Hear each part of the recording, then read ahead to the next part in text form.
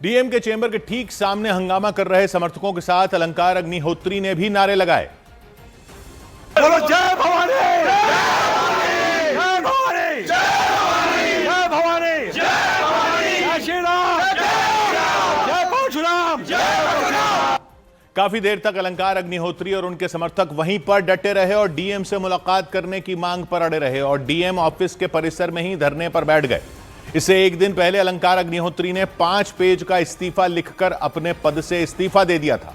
इस्तीफे के कुछ ही घंटे बाद अलंकार अग्निहोत्री ने अपना सरकारी आवास खाली कर दिया। प्रशासन की तरफ से दी गई सरकारी गाड़ी भी उनसे ले ली गई। देर रात करीब 12:30 बजे अलंकार अग्निहोत्री एक कार में बैठकर अपने किसी रिश्तेदार के घर चले गए। इससे पहले मीडिया से बातचीत के दौरान उन्होंने आरोप लगाया कि इस्तीफे के बाद उन्हें डीएम आवास में 45 मिनट तक बंधक बनाकर रखा गया और एक तरीके से असुरक्षा की भावना भी उत्पन्न हो गई है। जिस तरीके से अभी आपने देखा कि मुझे करीब 45 मिनट तक एक तरीके से बंधक था और आगे जो है रात भर बंधक बनाने का प्लान था जिलाधिकारी महोदय के आवास में। जबकि एडीएम देश दीपक सिंह ने अलंकार अग्निहोत्री के आरोपों को सरासर गलत बताया। तीनों एडीएम थे, एडीएम प्रशासन, एडीएम हमारे सिटी और कप्तान साहब, डीएम साहब, सब लोग थे और मतलब उनको कॉफ़ी भी पिलाई गई। कॉफ़ी टेबल पर अच्छे से बात हुई, बस उनका व्यू जाना गया और बात हुई उनसे और ऐसी कोई बात नहीं हुई कि उनको बंधक बनाया गया है। अलंकार अग्निहोत्री के इस्तीफे के बाद बरेली प्रशासन भी एक्शन में आ गया और अलंकार अग्निहोत्री का इस्तीफा मंजूर होने से पहले ही उनको सस्पेंड करने का आदेश जारी कर दिया गया। उनके खिलाफ यह कार्रवाई अनुशासनहीनता के आरोप में की गई। इतना ही नहीं, राज्य नियुक्ति विभाग ने कमिश्नर को मामले की जांच सौंप दी। इसके साथ ही अलंकार अग्निहोत्री को जांच पूरी होने तक शामली के डीएम ऑफिस से अटैच कर दिया गया। देर रात ही उनके सरकारी आवास पर निलंबन का नोटिस भी चिपका दिया गया था। हालांकि इस कार्रवाई पर अलंकार अग्निहोत्री ने सवाल उठाए और कोर्ट जाने की बात कह दी। ये जब उनकी साजिश विफल हो गई तब उन्होंने आनंद फानन देर रात उन्होंने यह ऑर्डर जारी किया। इसके खिलाफ जो है हम लोग जो है माननीय उच्च न्यायालय और माननीय सुप्रीम कोर्ट में न्याय के लिए जाएंगे।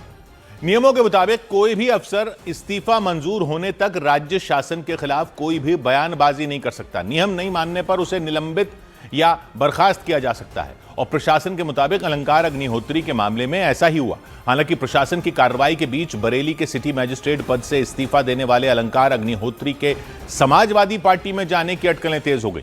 खबर है कि इस्तीफा देने के कुछ ही घंटे बाद समाजवादी पार्टी के वरिष्ठ नेता और विधानसभा के नेता विपक्ष माता प्रसाद पांडे ने उनसे फोन पर बात की। बातचीत के दौरान अलंकार अग्निहोत्री ने उन्हें अपने इस्तीफे के बारे में जानकारी दी। ट्रांसफर कैसे हैं भाई?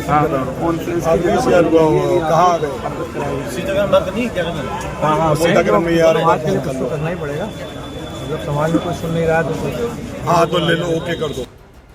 माता प्रसाद पांडे से पहले माघ मेले में धरने पर बैठे शंकराचार्य अभिमुक्तेश्वरानंद ने भी फोन पर अलंकार अग्निहोत्री से बात की थी। हम चाहते हैं कि आपके जैसे निष्ठावान लोग सनातन धर्म की सेवा में और आगे आएं। जो पद सरकार ने आपको दिया था उससे बड़ा धर्म के क्षेत्र का पद हम आपको देने के लिए प्रस्ताव करते हैं। फोन पर ही अभिमुक्तेश्वरानंद ने इस्तीफा दे चुके अलंकार अग्निहोत्री को आशीर्वाद दिया। लेकिन अफसरों के इस्तीफे का सिलसिला बरेली तक ही सीमित नहीं रहा, बल्कि अयोध्या के GST deputy commissioner Prashant Kumar Singh ने भी अपने पद से इस्तीफा दे दिया। हालांकि उन्होंने अपना इस्तीफा मुख्यमंत्री योगी आदित्यनाथ के समर्थन में दिया। अपने इस्तीफे में जीएसटी डिप्टी कमिश्नर ने शंकराचार्य अभिमुक्तेश्वरानंद की सीएम पर की गई टिप्पणी का जिक्र किया। उन्होंने यह दावा करते हुए इस्तीफा दिया कि वो इससे बहुत आहत हुए और मुख्यमंत्री का अपमान बर्दाश्त नहीं कर सकते। मैं सरकार के समर्थन में और अभिमुक्तेश्वरानंद शंकराचार्य के जो बयान है उसके विरोध में उसका खंडन करते हुए आज अपने पद से त्यागपत्र दे रहा हूं। मूल रूप से मऊ के रहने वाले प्रशांत कुमार अक्टूबर 2023 में अयोध्या के जीएसटी डिप्टी कमिश्नर पद पर तैनात हुए थे, लेकिन इससे पहले वो सहारनपुर और कानपुर में जीएसटी के असिस्टेंट कमिश्नर रह चुके हैं। प्रशांत कुमार ने इस्तीफे के बाद अपनी पत्नी से मोबाइल फोन पर बात की और फूट फूट कर रोते दिखे। बातचीत शुरू होते ही वो बेहद भावुक नजर आए। उनका गला भर आया। वो अपनी भावनाओं पर काबू नहीं रख सके। हेलो, हाँ मैंने इस्तीफा दे दिया है। हाँ मुझे बर्दाश्त नहीं हुआ, मुझे बर्दाश्त नहीं हुआ।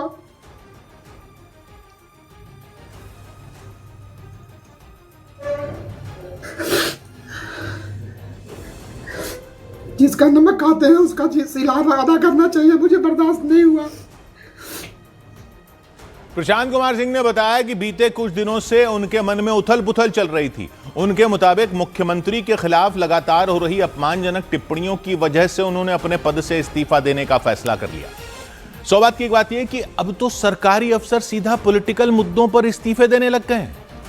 बरेली के सिटी मजिस्ट्रेट ने इस्तीफा दे दिया कि ब्राह्मणों के साथ गलत हो रहा है, तो अयोध्या के जीएसटी के डिप्टी कमिश्नर ने इस पर सीएम के समर्थन में इस्तीफा दे दिया कि जिसका नमक खाते हैं उसका अनादर नहीं सहन कर सकते। किसका नमक खाते हैं ये अफसर? नेताओं का नमक कैसे खाते हैं ये पब्लिक सर्विस में है ना, पब्लिक के पैसे से तनख्वाहें जाती है ना इनकी। ये इस्तीफे दे रहे हैं नेताओं के समर्थन में कि उनका नमक खाते हैं। नेता किसी भी पद पर हो तब भी सरकारी पद का नमक नहीं खाते हो आप पब्लिक का नमक खाते हो। नमक हलाली दिखानी है तो पब्लिक की दिखाओ। पुल गिर जाए तो इस्तीफे नहीं देते, स्कूलों में टीचर ना हो तो इस्तीफा नहीं देते, पीने के पानी में सीवर का पानी आ जाए तो इस्तीफा नहीं देते। ये इस्तीफा दे रहे हैं कि फलां जाति के साथ गलत हो रहा है, फलां का अनादर हो रहा है। तो ये लोग कुर्सी पर बैठकर कैसे फैसले कर रहे थे, कैसे निष्पक्ष थे ये? फिर तो अच्छा ही हुआ अगर ऐसे लोगों ने इस्तीफा दे दिया। ये अब चुनाव नहीं लड़ेंगे, ये टिकट नहीं मांगेंगे नेताओं से जिनके समर्थन में कह रहे हैं कि इस्तीफा दे रहे हैं। पब्लिक बहुत सारों को देख चुकी जो किसी मुद्दे पर शहीद हो जाते हैं और फिर चुनावों में दिखते हैं। ऐसे सरकारी अफसरों के रिटायर होने के बाद पार्टियों में शामिल होने पर या इस्तीफा देने के बाद पार्टियों में शामिल होने पर या चुनाव लड़ने पर रोक क्यों ना हो? कम से कम इस्तीफा देने के बाद उसके कुछ तय टाइम तक तो कोई राजनीतिक पद लेने पर रोक हो। एक तो होता है कि किसी अफसर के अनुभव का फायदा उठाए कोई राजनीतिक पार्टी, क्योंकि उसको प्रशासन का अनुभव होता है या वो किसी चीज का एक्सपर्ट होता है, वो तो पब्लिक को समझ में आता है। लेकिन ये जो इस्तीफा देकर सीधा पार्टियों के एजेंडा को ही पकड़ लेते हैं, वो भी पब्लिक को अच्छी तरह से समझ में आता है। 100 बात की एक बात। इधर यूपी के प्रयागराज पहुंचे कंप्यूटर बाबा ने शंकराचार्य अभिमुक्तेश्वरानंद का समर्थन कर दिया। प्रयागराज के माघ मेले में पहुंचे कंप्यूटर बाबा ने शंकराचार्य स्वामी अभिमुक्तेश्वरानंद से मुलाकात की।